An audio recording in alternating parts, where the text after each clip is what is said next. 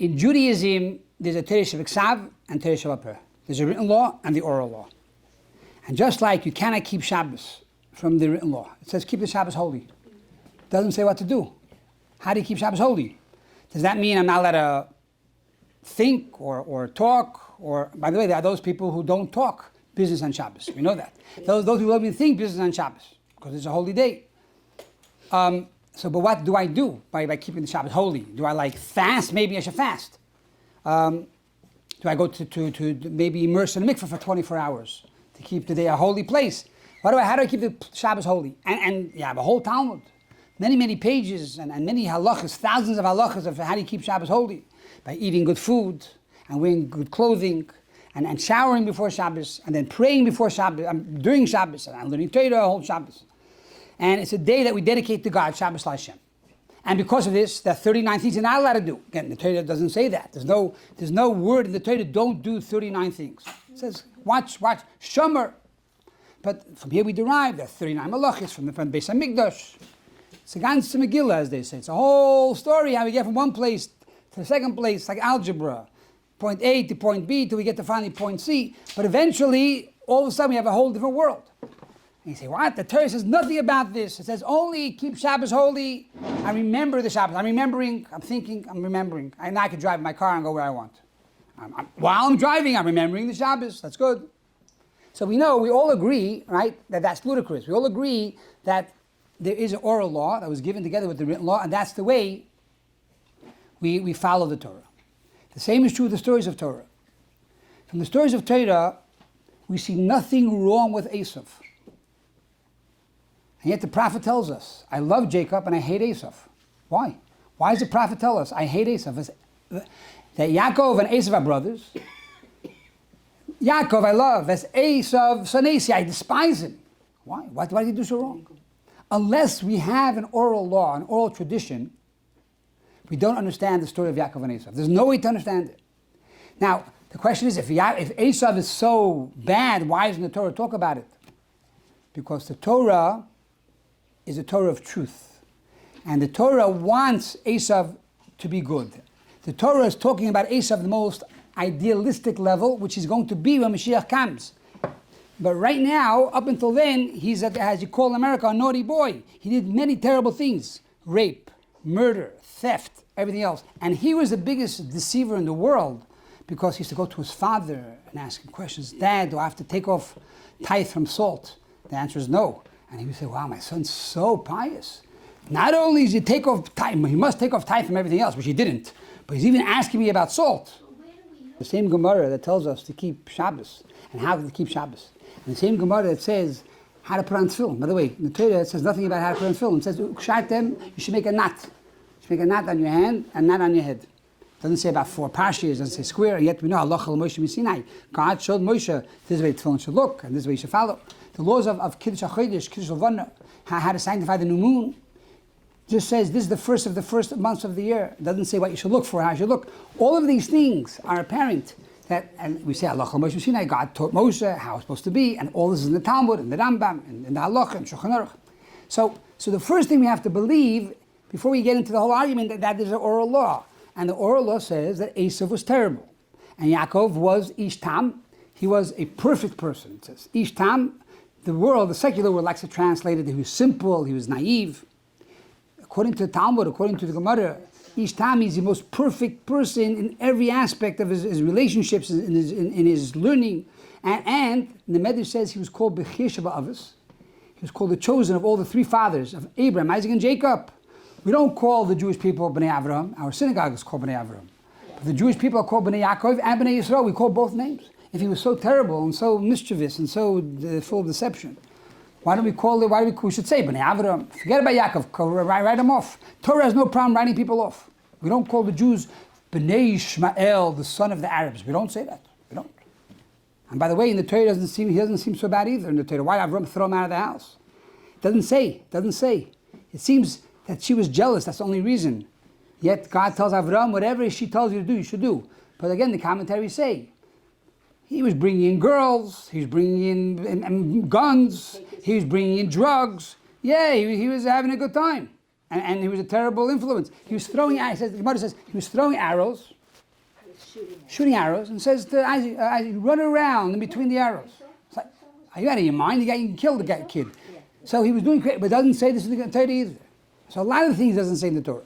So the first thing we have to accept is that there is two Torahs. There's the written law and the oral law. This is the famous story, by the way, that the potential convert came to Hillel and said, teach me the whole Torah on 1 foot. So there are 3 stories in the Gemara there. One is teach me the whole Torah on the 1 foot. Another story is, and I use the story often, by the way, that he tells him, I only want to convert on the condition that I believe only in 1 Torah, not 2 Torahs. That's what he says. I only want to believe in the 5 books of Moses, in the written law, but I don't believe in the Talmud. That's what he said. So he went to Shammai. Shammai threw him out on his head. So you had in mind, there's no way you could be a frum Yid by reading this book. You have to, yeah. So he went to Hillel, said, okay, no problem. And whatever, I'm not going to get into the whole story, but Hillel convinced him, he outsmarted him and said, look, you see, there's no way you can understand this without the oral law. So he said, okay, fine, I'll accept the oral law. But the point over here is, it's interesting also to note that in Kabbalah it says the written law is called the father. The written law is called the mother. Because the father gives the seed, which has the child in it. But the mother elaborates it on that seed for 9 months. So the written law is the father. It says, don't forget the Torah of your mother. Because this is the whole explanation of the Torah. So this story alone is only the story of the father. If you want to know the real story, you got to ask your mother. She'll tell you the details. The father, oh, this, go here, go there, everything's fine. The mother, oh yeah, I'll tell you the real story, what happened. so this is really the same thing. The father's covering it up, and I'll tell you what really happened.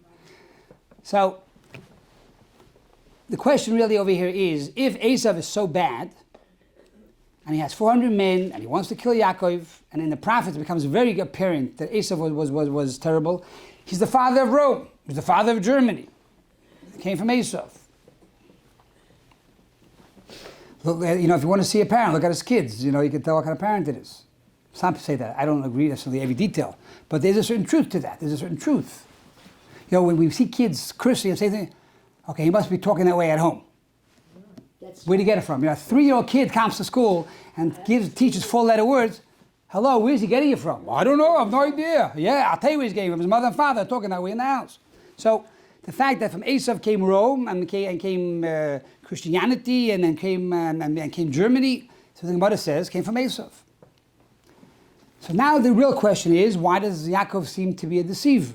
That's the real question. Okay, so let's say I agree that Esau is terrible, but Yaakov has his own problems. Why is he deceiving? Human.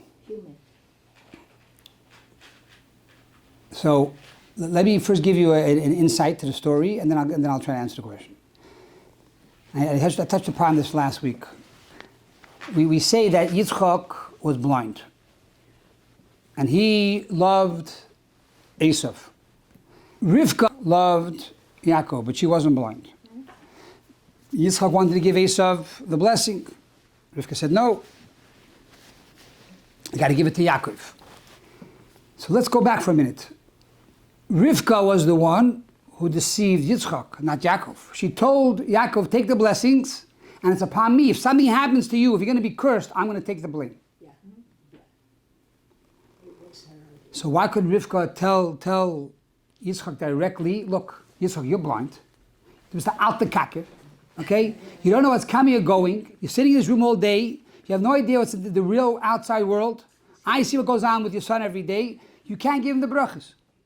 Why didn't you tell him straight?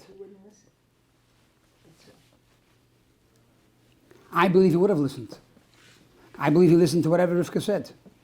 He had no choice. He couldn't see. So if she would have told him to bless Yaakov, Yaakov would have definitely, to bless Yaakov, Yitzchak would have listened. So the answer is like this.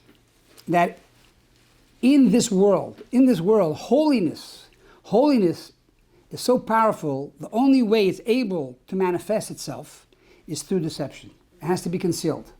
In other words, if we saw God with our own eyes, we would all die. That's what happened in that mountain Torah. God came down on the mountain, we died. That's what it says. Twice we died. So he died. He resurrected us. He died again. It was too overwhelming. The human body cannot handle such spirituality. Similarly, these blessings of Yitzchak were so powerful that Rivka understood the only way it will be able to go on from generation to generation is through deception. It will be too apparent, too opened, too revealed. Then Yaakov would not be a vessel strong enough to be able to receive the blessings. He might die. By the way, there are those who say the same would have been by Esau, by the way. If Esau would have received the blessings, it would have been two things. Either he would have died, or it would have been like a person eats food but doesn't chew. So he goes in and comes out. You don't get vitamins out of it. You take big giant pieces, you stuff your face, so that the food doesn't digest properly. That's what it says about Esau. But in truth, there's a certain truth about that also by Yaakov, that the blessings, if it would have been given directly to Yaakov, there would have been also a negative impact. So it had to be through deception. What does that mean? So what is that? I want to give a practical example. In truth, and this sounds a bit crazy, but this is the reality of it. The life of a Jew is the life of Yaakov. It says Shabbos, we Yisrael. During the week, we call Yaakov. Because even though we change the name of Yaakov to Yisrael, we see that the Torah goes back and forth. Change Yaakov to Yisrael, Yisrael to Yaakov. When it comes to Avraham, God changed the name from Avram to Avraham. Never again in the Torah does it call him by the name of Avram. Yes, sure. Only Avraham. But by Yaakov and Yisrael, we find throughout the 5 books of Moses and throughout all the 24 books of the prophet, it goes back and forth. Yaakov and Yisrael. Why? Because really we live a dual reality. We live a Yaakov Jew and then we live a Yisrael Jew. Primarily during the week we're Yaakov. Shabbos we're Yisrael. Shabbos, now I see a Jew. He's wearing a shtreimel, and the wife is dressed like a queen, and they're going to shul. They're not going to work. They're not going to the outside world. Not driving. It's a different nation. During the week, you don't know if they're Jewish, not Jewish. Some people, right? Yeah. A lot of lawyers go to work. They take the yarmulke off. They're on with tzitzis. They could be frum, but they're not wearing yarmulke. Is he Jewish? Not Jewish. His name is Garfinkel. I don't know. Is it Jewish or not? But besides the name, I don't know if he's Jewish. Everything he does is like us. He's working in the law firm, and he makes money like us, and he's suing everybody like us. So what? I don't see a difference between a Jew and a non-Jew. So in the workplace with Yaakov, we live a life of deception. And that's okay. God says, yes, that is the role of Yaakov. That even when you're in the workplace, you still maintain your belief in God. Even in the workplace, it comes to lunch. I'm not going out to the Trefa restaurant. I'm eating good kosher. Comes to lunch, I'm going to break. I'm going to daven mincha. Put my yarmulke on. I'm going to daven mincha. Hey, you're Jewish, you're not Jewish. If you're Jewish, you should be sitting all day learning in the kollel. You shouldn't be working as a lawyer. No, that's Yaakov. You have to wear the garments of Esau. That was the trick. He put on the garments of Esau. Why? Because throughout the week, that's our job. We are wearing the garments of Esau. Because ultimately, that's the role. The role is we have to transform Esau. We start with the garments, and then we get to the core. So Yaakov doesn't kill Esau. He wants to transform him. He wants to transform him and make him a good, godly person. What do we say about Mashiach? V'olu Mashiach b'har Tzion. I said this many times. Lishpoit is har Esav v'hoysel Hashem hamlucha. Mashiach will come. He'll go on to Mount Esav, and to God will be the kingship. Why do we need Esav for? Get out of it. Get out of here. You don't belong here. You're bad. You made trouble for us throughout history. We don't want you. No, but Mashiach comes. He's also going to stop off by Esav. Why? Because Esav represents chaos, represents unlimited power, nuclear power, raw power. And our job is to take that nuclear power, instead of using it for war and bombs, to use it to heal cancer, to heal sickness. There has to be a way to channel that unbelievable, powerful energy and bring positive energy to the world. So this is really the role of Yaakov together with Esau. So Yaakov has to meet up with Esau. He wanted to do it in the Parsha of Vayishlach at the beginning, but Esau wasn't ready. He thought Esau was ready. Why does he tell Esau? He says, Im Lavan Garti. I was with Lavan. Who cares where you are? Why is Yaakov telling Esau, by the way, I was with Lavan for 20 years? Who cares? I didn't see you for 20 years. I want to kill you. Let's talk. I don't care about Lavan. Don't change the subject. No. Says Rashi, Im Lavan Gati. Yaakov Avinu's job was to take these blessings that Yitzchak gave him, first to transform Lavan, to get the sparks from Lavan, and then to transform Esau. And that was the program.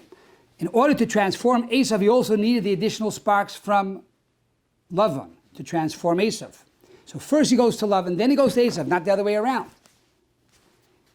So Yitzchak gives him these blessings to ultimately transform Esau, but he first has to go to Lavan. He tells Esau, Im Lavan Gati. I was in the house of Lavan. Gati, says Rashi, which is again not a hamadrashic mystical interpretation.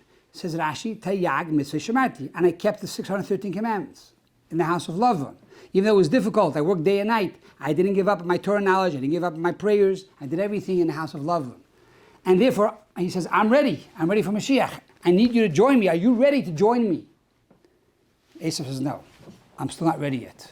There are 400 men, that's what it says. He has still 400 men. He's still ready to fight and willing to fight and wants to fight.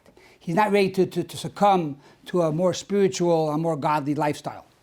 So Yaakov says, sei gesund. I'll meet you down the road. Now down the road physically means he was telling Esau, he was being ambiguous with him. He didn't want Esau to come and attack him. But down the road means I'll meet you down the road at the end of time. We're going to meet again.